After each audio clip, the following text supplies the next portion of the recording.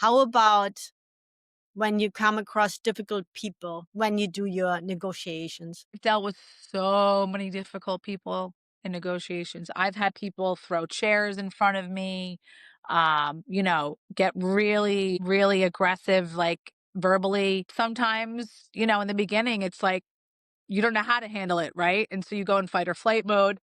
But when people get like that, it's like, hey, hey, hey, let's take a step back.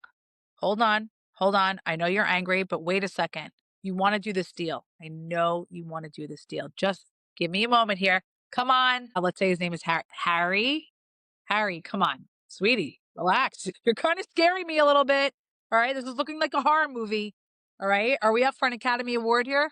Let's take a step back. And believe it or not, if you say something funny in a moment, and people know that you don't have anything behind it, like another motive, they will. You can snap them out of it. They can laugh. Or you can say, all right, are you hangry? Let's go get something to eat. You know what? Let's go have a glass of wine. Let's relax a little bit. Let's reset this. Let's just take a moment and take a breather. Or if it's too intense for you, I understand.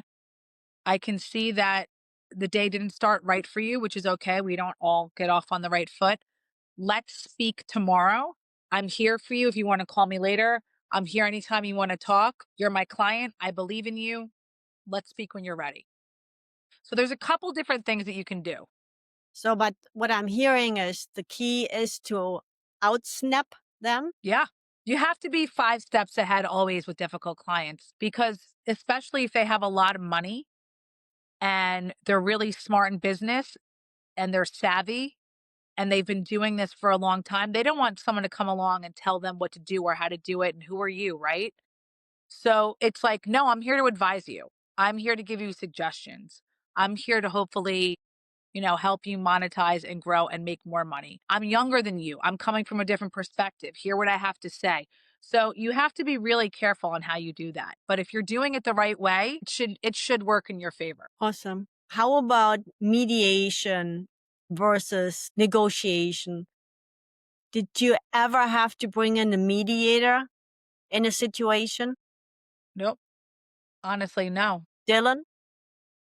Believe it or not, we are the ones. I think Dylan spoke about this also. You become their therapist, their mediator, their financial advisor, when you have clients, especially if it's like a long-term client, someone either you've already done business with or maybe you haven't, but you've spent a lot of time with them and they trust you, you don't have to do that. You become all of those things. But maybe sometimes you bring in someone else that you work with. So for instance, I had a client, a very difficult client years ago, an older gentleman, but very wealthy, didn't want to hear what anyone had to say, especially a woman. So I would bring my dad to every meeting I had with him in person, I brought my dad because my dad had more knowledge at the time and my dad was respected in the business and my dad was the best at diffusing any situation where people would, I'd be in meetings with him and my dad go, whoa, guys, what's going on here? Hold on. Whoa. Like kind of call people out instead of sitting there all tense and what's going on. And then everyone would, maybe crack a joke so he was really good at that and knowing how to deal with these old school cats because they're coming from a different mentality. And a lot of them grew up with nothing. They came here after the war.